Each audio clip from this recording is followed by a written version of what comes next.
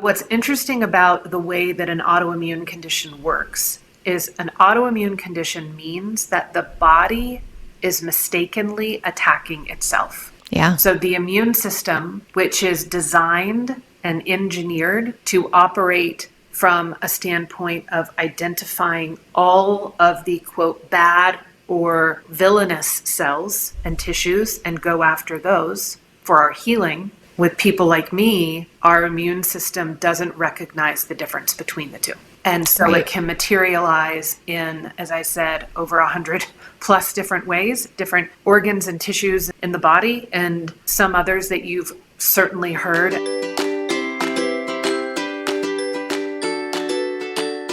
Hello and welcome back to the Joyous Path to Millions podcast with me, your host, Emily June Wilcox. I am so excited for today's show because I am joined by one of my very favorite people, Sara Hirsh Bordo. And Sara and I met in Egypt, and I think we both just felt pretty instantly that there was the soul sister connection. And those of you who have been listening to the podcast for a while and heard me talk about going to Santa Fe last month and having a goddessy fun weekend, that was with Sara. So she has been up to some incredible things, and I'm super excited that she has agreed to come on the show and share all of her magic with you. So Sara, thank you for being here. Thanks, Em, and hello, everybody. I'm so grateful that you're sharing your time with us. So I know how badass you are, something like a 15-time award-winning documentary filmmaker, amongst many other things, entrepreneur included. But for our audience who is meeting you for the first time, could you just share a little bit of your background? Thank you for inviting me to be here with you in this space. As Em said, I'm Sara Hirsh Bordo. I am 47. I am a Taurus. I'm a Gemini rising and a Leo moon. I just feel like I want to go there. Born and raised Austin, Texas. Lived and worked in London, New York, Chicago, LA. Have had a couple companies, sold one. I've been a champion of women and girls my whole life. I'm the oldest child in my family, and I'm the oldest grandchild, and I'm the only daughter in my family. So there was a tremendous amount of kind of longing for what sisterhood felt like. And that's been a huge part of my life for over almost my whole life. I've been mentoring women and girls at different ages and stages of their careers and lives, probably a few hundred at this point. And when I was told by a female boss at a job that I had in Hollywood that I was born for an apron, not an office, that day in my heart, my company that I run now, Women Rising, was born. And Women Rising started as a consulting company, mentoring company, retreats, workshops, seminars, helping women get into the workforce, whether they were 17 or whether they were 67 and getting a divorce and had to start back in. The stories we tell ourselves and the stories we tell about ourselves is kind of part of my soul tattoo. I love story. I love the power of story. And as you kindly said, I've been a documentary director for now like 11 years and have worked on my own projects, but then have also worked on commercials and things for great brands like Toyota and ESPN and the Wonder Woman franchise at Warner Brothers and all kinds of things. But the through line for me is for sure stories about women and girls. And the piece that I'm excited to talk to you about is this first bridge to telling story in a new way, but at the intersection still of empowerment. But this is about empowerment and women's health. Yeah. And perhaps the bridge telling your own story for the first time. I think that's right. I think that's right. I love being behind the stage. To be in front of the camera, like today, requires CBD and ashwagandha to get comfortable. And I love being behind the camera. I'm an introvert and I also identify as neurodivergent. So starting to get out and talking so much and visibly being seen while I talk is so strange for me. So for the people watching, if I'm just all fucking all over the place with glances and looking out windows, it's a combination of nerve and discomfort. I love that you're modeling discomfort and doing it anyway, because if that isn't a theme of entrepreneurship, I don't know what is. Isn't that right? I don't feel good at this and I don't know how to do it. And yet here I am doing it anyway. Yeah. I think that there are some times when my body just feels so terrified and my nervous system feels so uncomfortable. I wonder now, like when I had my first startup, Now Live, which I sold. I wonder, like back then, like in my mid 30s when I was doing that, if my intuition and nervous system, if I had known how to listen to it better, if I would have either saved myself from discomfort that I didn't need to force myself to do, right? Or whether it's just part of deepening into the self that I wasn't supposed to know until couple years ago. Yeah, I know. There's so much discernment. And I think as women, if we don't know what a yes and a no feel like in our own bodies, if we're not tapped into our own intuition, it can be so difficult to discern, because it's true. There are times when you're meant to feel the discomfort and do it anyway. And there are other times when that discomfort is like the red flag that, abort. This isn't meant for you. Yeah. Time to set a boundary, time to say no. And I think this leads us into some of the work that you're here to talk about, because you've recently published really a landmark study looking at what it means to be a good girl and how that manifests in our health. So talk to me about why you decided to tell this story. Because it was my own, and because that story got me sick, and healing that wound got me well. So I also identify as a recovering good girl. And for me, in 2019, I had relapsed with my autoimmune condition, which is called Hashimoto's. So just a little bit about autoimmune as a whole. Autoimmune diseases are growing faster than breast cancer and heart disease combined for women. So as you take in that, I know this expression is used all the time, but when 80% of all autoimmune diagnoses are in a woman's body, and when none of them, and by them 100 plus autoimmune diseases, when not one has a cure, to me, that's the climate crisis of women's health. Yeah. And for me, I was diagnosed with Hashimoto's when I was 30 years old. I'd been sick for a couple of years, but I just thought that I was tired, depressed, went on antidepressants. Glad I did, supported me at the time from my divorce, so no judgment there. But I was also working to recover from a very new sexual trauma. I was raped 3 months after I got divorced by someone who I had known briefly. And so I didn't know whether I was sick because of all of this trauma and I just needed to end the stress of running big teams at Hollywood studios, or whether it was something bigger. And it wasn't until I left consulting Western medicine and found myself with probably the most impactful doctor of my life, who actually is in Los Angeles. His name is Dr. Habib Sadeghi, and he has a beautiful center called Beehive of Healing. He was the one that clarified that I had Hashimoto's, which is thyroid disease, an underperforming thyroid. Actually, thyroid is this mother gland. It's called the mother gland, and it's in the shape of a butterfly. So there's so many delicious and gorgeous metaphors we can talk about there. But it's a very common autoimmune condition for women. I have 4 friends with it also.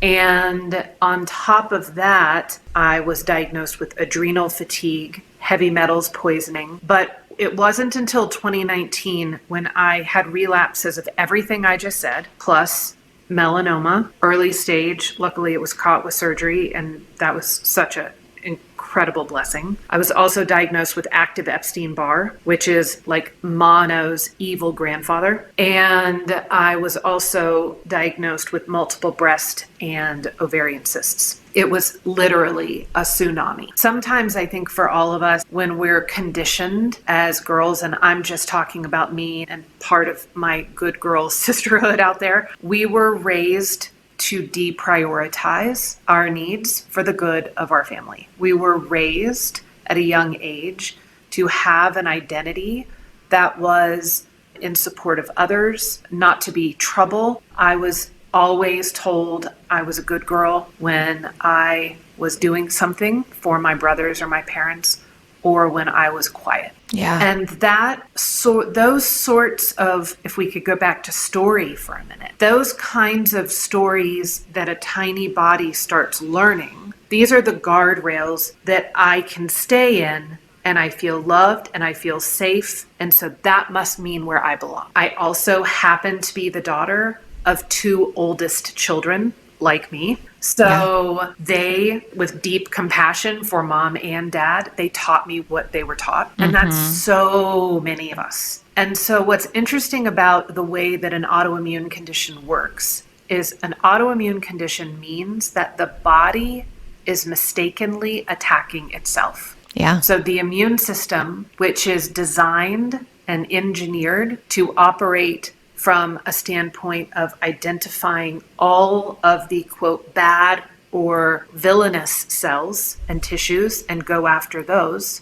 for our healing. With people like me, our immune system doesn't recognize the difference between the two. And so It can materialize in, as I said, over 100 plus different ways, different organs and tissues in the body, and some others that you've certainly heard, and I promise you, everybody does, is there's rheumatoid arthritis, there's restless leg syndrome, there is endometriosis is considered an autoimmune condition. And this is the list from the Autoimmune Association, and their website has the full list. There is lupus, there is multiple sclerosis, there is Sjogren's syndrome, and celebrities that you might know that are out there. Kim Kardashian has psoriasis, and she's been very vocal about that. We've got me and Kelly Clarkson with Hashimoto's.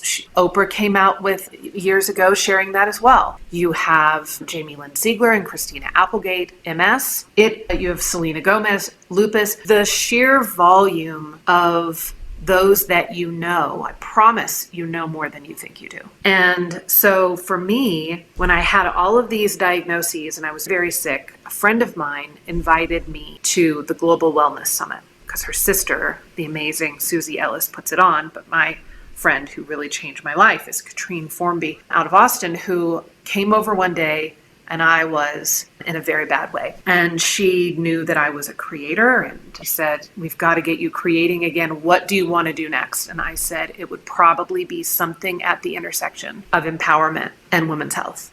And she said, you're going to come with me. And she took me, we went together, and the keynote was delivered by one of our former U.S. Surgeon Generals, and his name is Dr. Richard Carmona, and he was our 17th. He opened this keynote, with a simple question, which said, how many of you know that pessimism is proven to lower your immune system? And I immediately had chills from head to toe. I felt like lightning had gone through my body, and I shot up my hand like that eager beaver front row girl or kid. Just look at me. I think I knew that, but I don't think I consciously knew that until that moment. I think my body sure as fuck knew that. So I went up to Dr. Carmona afterwards and I said, I need to ask you a question. Do you think you could replace disempowerment for pessimism as it relates to lowering a female body's immune system? And he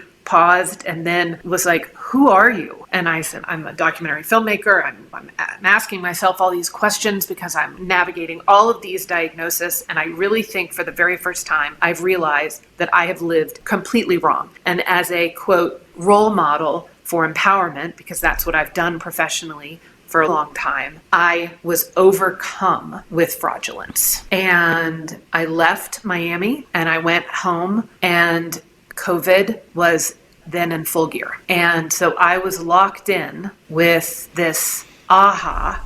And I started Yeah. to basically run myself and my own life as if I was directing my own documentary. And what I saw and realized was that every single time that I had been diagnosed with something new, I was also either on the other side of feeling traumatized or victimized, or more commonly, making decisions to put myself in situations because I didn't want to disappoint anybody.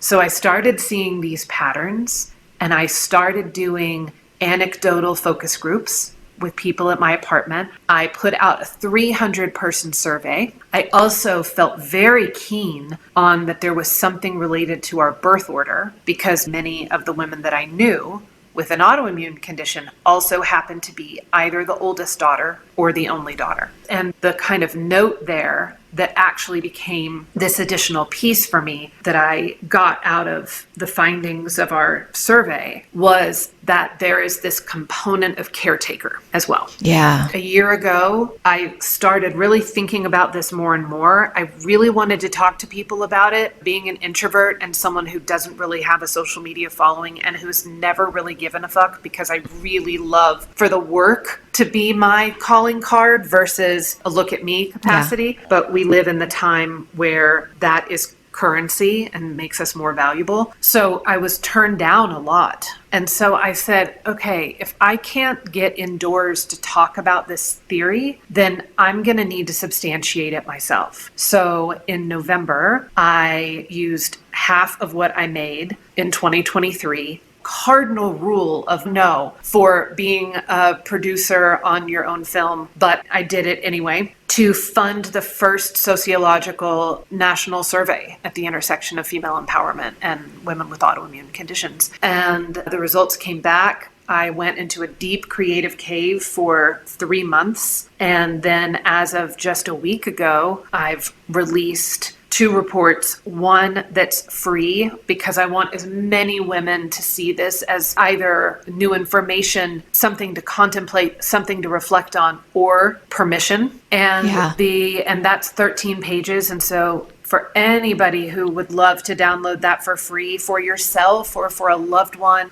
please do autoimmunesurvey.com. You can download it for free. And then I also went a bit hog wild and I did the full report, which is actually 43 pages. And so that one has more data in it, and that is for purchase. Woo! Yeah. And I've purchased the full report, and the findings are pretty incredible. And even for someone like myself who's been in the personal development space for a long time, and I have people in my network that talk about unleashing your inner wild woman and not being a people pleaser and getting rid of the good girl and all of this kind of stuff. And still, it still feels groundbreaking to me, because your report, as someone who's raising an oldest daughter, I think has so many implications, not just for ourselves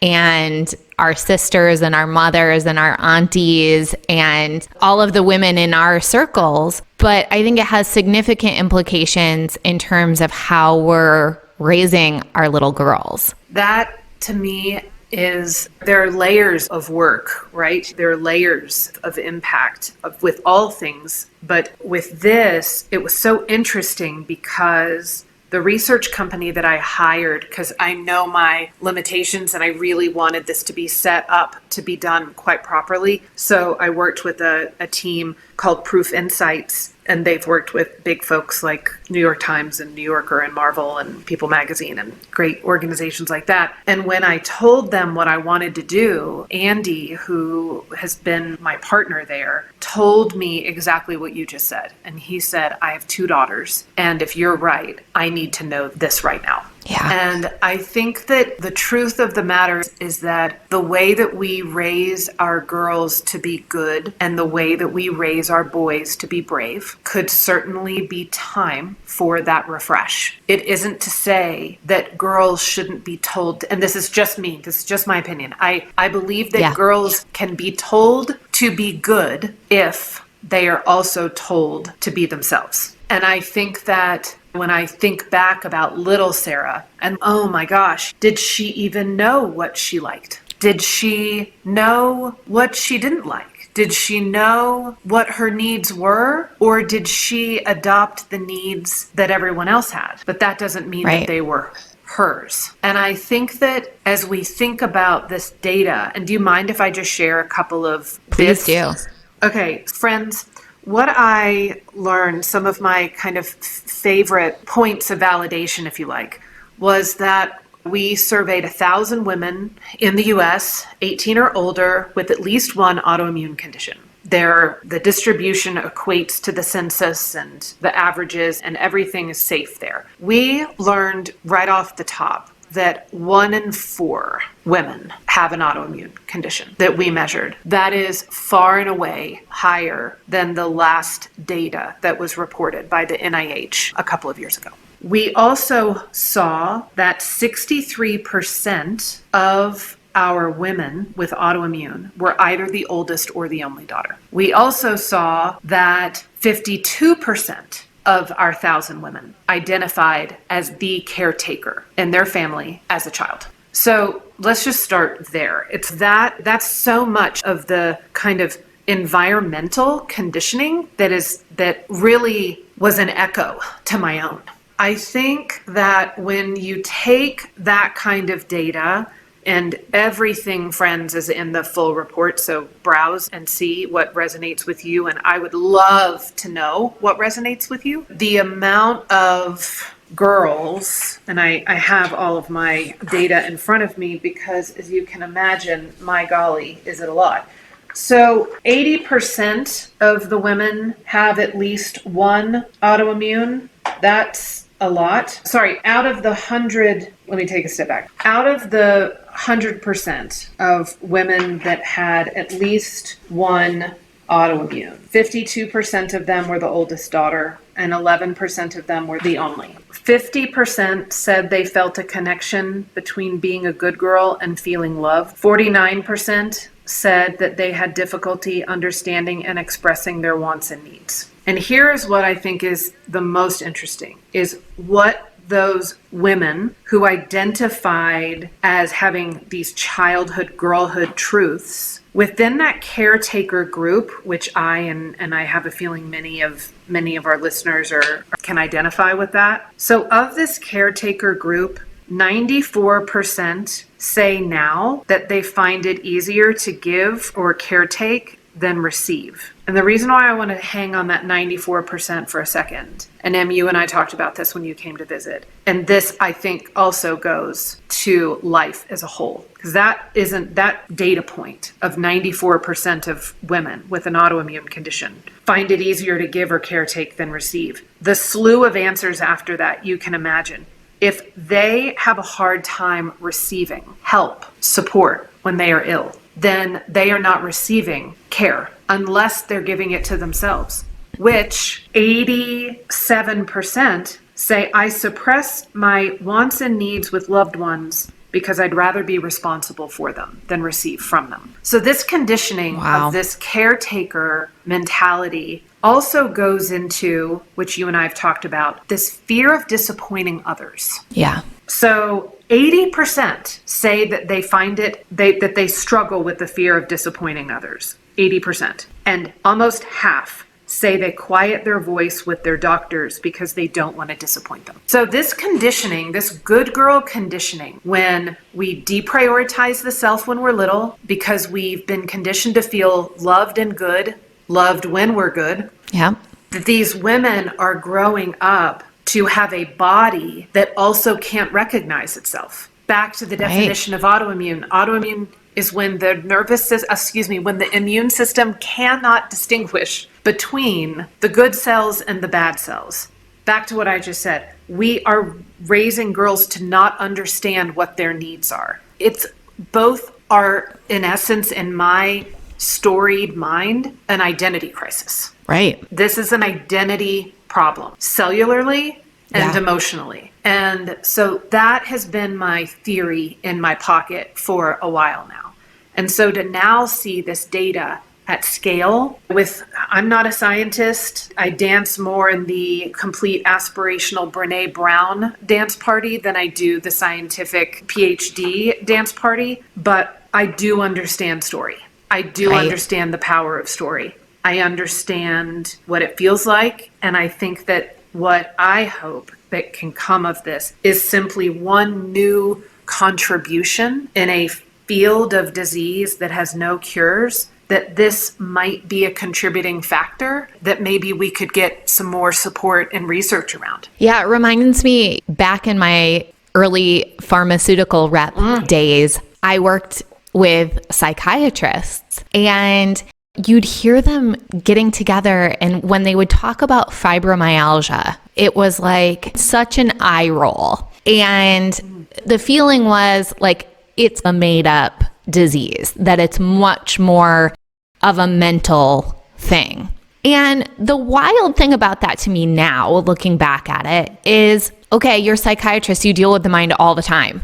And so you could also argue that bipolar and depression and all of these other things that you're treating are also of the mind, and yet you treat them. And yet there was like just this kind of dismissal that the mind could then be manifesting in all of these physical ailments with fibromyalgia. And it's just one of the many ways that women are like quieted and dismissed and told that they're making it up or that their symptoms aren't real. And it took a long time before fibromyalgia even made it into the diagnostic criteria and was actually considered a real diagnosis.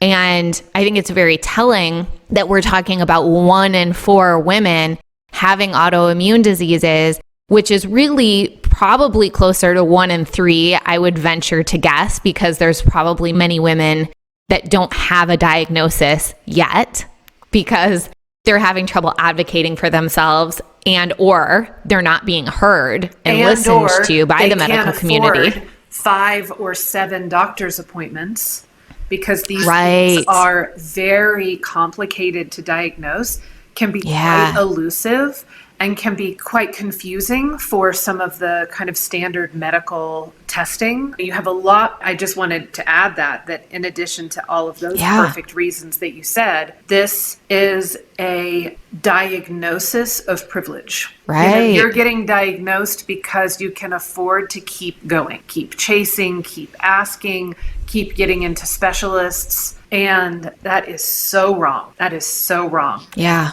One of the other things that I really want to study is like in nations with socialized medicine versus our medical system, how do autoimmune diseases at scale in nations where it's easier to get a diagnosis because everybody can afford it, what kind of increased data they have? Yeah, I think there's so many fascinating ways to take this, but let's talk for a moment about the cure, because Western medicine would say there is no cure, and yet women like you are healing themselves, and it's not through conventional medicine. So can you share some of the ways that you think women can take action on this information? So I do want to fully disclose and be very honest about I'm still on a natural thyroid supplement.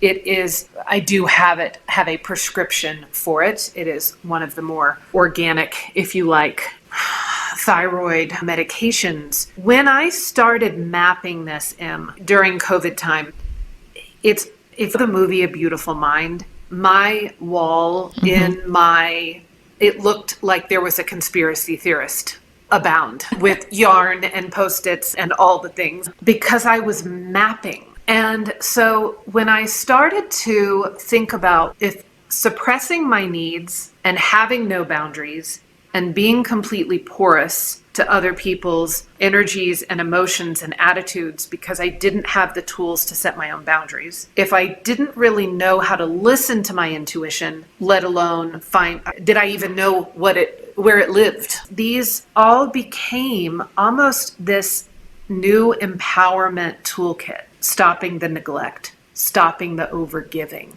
stopping the complete fluid boundary. That people-pleasing addiction, it's a motherfucker to break. It is a motherfucker to break. And as I say to my clients, because I started coaching women with autoimmune because this is such a unique journey to be on. I started coaching other women who had either just received a diagnosis or were in this place of awakening, ready to say, I think I know what was mine, and I think I know what was taught to me, and I think I'm ready to untangle them and live from a place of self versus other. That is a completely new toolkit it was for me. It was for these women. I didn't have a mentor for this. I was starved for inspiration. I wanted to know everything about epigenetics and environmental factors. Wanted to know everything I could about mystical explanation. I wanted to understand everything I could about shamanic explanation about illness in the body. I went down the rabbit hole for a while. Everything I was diagnosed with disappeared in less than a year. And when I go back to the doctors, I hope every time is it still working? Is it like, am I really still doing it? Have I really done this myself? And I've really done this myself. So if a human can do it, then all humans can do it. And when we start listening to ourselves and we're ready to take more responsibility for this, we didn't cause this, but we can affect our wellness when we wake up to what might be some contributing factors that we can now control ourselves. Yeah. And the parts of it that I relate to, it was like when I realized that every time I chose not to disappoint someone else, I was disappointing myself. It was like, okay. So I've got to choose to have my own back. And even if no one else does. And it's actually that's right. It's a really hard choice to make. But there's so much healing when you choose you. And you're like, even if I'm the only one that chooses me, and even if I'm the only one that has my back, that's the most important person. If I don't have my own back, who do I expect to have it? And being willing to disappoint others and trusting that they can handle their own disappointment and navigate themselves through that. But that I wasn't willing to disappoint me anymore just to save someone else from it. That was massive. Right. Yeah, because it's get back in line, Sara. Get back in your role, which is making sure that everyone else in the family is okay. And for everyone listening to this show that wants more, of course, we're going to invite them to download the free report. We'll have a link for that. And I recommend the paid report as well. It's incredible. It's so in-depth. And I think it's really important that we do pay people for their work when possible. So I'm just going to put that out there, that we'll make sure that the link for the paid report is in there, and it's of very high value. Beautiful. I love it. Thank you so much for coming on the show. And to everyone listening, thank you so much for tuning in. I just feel so honored to know the coolest people. So I'm really so thrilled that I got to share Sara with you. How incredible is she, and this survey and this movement that she is championing. I think it's a tremendous opportunity for modern medicine to take a look at women's empowerment. It's a tremendous opportunity for us as parents to consider the ways that we are parenting our daughters in particular, and our eldest daughters. So many incredible takeaways. Make sure that you go to autoimmunesurvey.com to download the free report, or better yet, purchase the paid report. You can follow Sara on Instagram at Sara Hirsh Bordo, and share with her, share with me, let us know what your key takeaways were. Here are mine. Number one, follow the story. This is something I love about Sara, is that her orientation in life is so story oriented. So she follows that thread and gets really curious and talks to people, and it leads her to really incredible places. Number 2, good girls get sick. So it's not that good girls get pats on the back and good girls get everything they want. It's like good girls get pats on the back when they're little, and then they get sick at an alarmingly high rate when they're older. Oof. Number 3, self-help over science. And it's not really over, because both can be great, but it's just another example again and again where there are things that we know to be true in the self-help and personal development space where science catches up later. So it's gonna take science a minute to figure out what so many women in this space already know, which is that their healing needs to happen through empowerment, through boundaries, through connecting to their own intuition, through figuring out what feels good. And eventually, science will perform a study and find out that's true, but we've known it first. And so don't be someone who just waits for the science, but look at these industries like metaphysics and self-help that are leading the way here. Takeaway number 4, empowerment is healing. Women's empowerment work is actually healing work. And so prioritize it the same way that you would be prioritizing your health or a prescription that the doctor gave you. And number 5, figure out what feels good in your body and do more of it. And so if you're someone who's spent a lot of time suppressing your desires, that inquiry may take weeks and months and years, and that's okay. But just start noticing, outside of anyone else's opinion of it, what actually feels good in your body. And listen to that and trust that, or learn to trust it. And your life will look radically different a year or two from now than it does currently. So thank you as always for tuning in. It's been a pleasure. Thank you for making this a top 3% global podcast, and I will see you next week. Listeners like you have made this a top 3% global podcast. So thank you so much for tuning in. Please like, subscribe, share, and leave a review. I also love hearing listener feedback, so feel free to slide into my DMs on Instagram @mmakesmoney. If you would like to explore hiring me as your money healer and business mentor, hit the link in the show notes or head to explore.emilywilcox.com. Until next time, I'm sending you all the magic money vibes on your joyous path to millions.